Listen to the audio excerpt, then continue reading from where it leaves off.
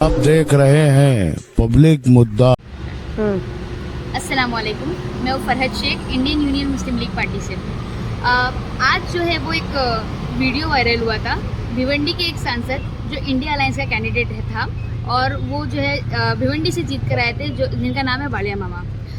कल 1 जून को जो है उन्होंने वक्फ के तहफ़्फ़ुज़ के लिए एक कॉन्फ्रेंस रखी है और ये वही, मैं आप सभी लोगों को इस वीडियो के माध्यम से याद दिलाना चाहती हूँ कि ये वही सांसद है जिनको इंडिया अलायंस का सपोर्ट मिलकर, समर्थन मिलकर इनको जो है सांसद में भेजा गया था ताकि वो जो है लोगों के तहफ़्फ़ुज़ का काम कर सके, लोगों के लिए बढ़ चढ़ कर हिस्सा ले सके कामों में। तो इन चीज़ों के लिए इनको भेजा गया था। और आप लोगों को भली भांति इस चीज़ को आप जानते हैं कि जब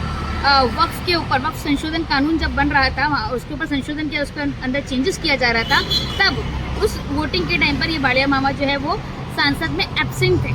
तो ये चीज़ अच्छे से बताती है कि अगर आप सच में जो है वो लोगों की तहफ़्फ़ुज़ के लिए काम करना चाहते थे तो आपको सांसद में बोलना पड़ता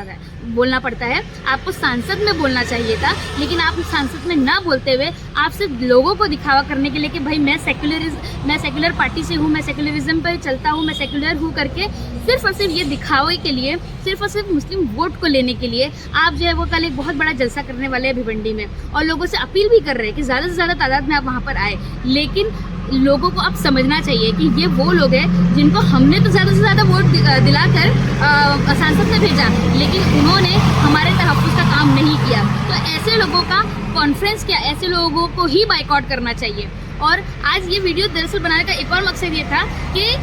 इन्हीं की पार्टी के, यानी एनसीपी शरद पवार ग्रुप के मुमरा शहर के जो एमएलए हैं, उन्होंने भी इसके समर्थन में एक वीडियो बनाया कि ज़्यादा से ज़्यादा लोगों को वहाँ पर जाना चाहिए। मैं तो बोलती हूँ, मुझे समझ में मतलब आज इस वीडियो से और बालिया मामा के जो सांसद में न जाने से और मुमरा के जो बाकी नगर सेवक बोल लो या एमएलए बोल लो, मुझे ये समझ में आया कि ये सारे लोग क्या करते हैं ना, ये सारे लोगों को जहाँ बोलना चाहिए, जैसे मुमरा में भी चीज़ें प्राइवेट हो रही है, नाकारा नगर सेवक कुछ बोलते नहीं है, एमएलए भी कुछ होता है, इलेक्ट्रिसिटी आ जाती है, प्राइवेट हो जाती है,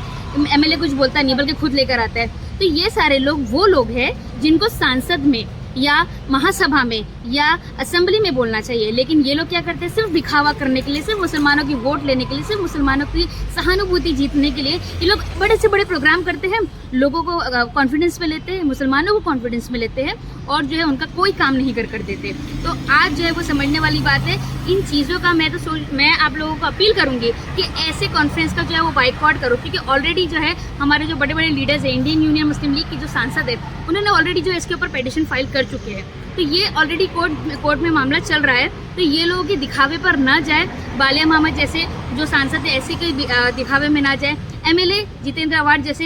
एमएलए के दिखावे में ना जाए, क्योंकि ये लोग सिर्फ और सिर्फ है ना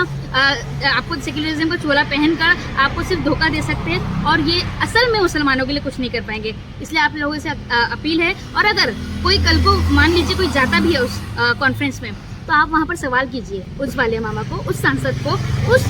इंडिया अलायंस के कैंडिडेट को जिनको हमने वोट देकर जिताया, उनको सवाल कीजिए कि अगर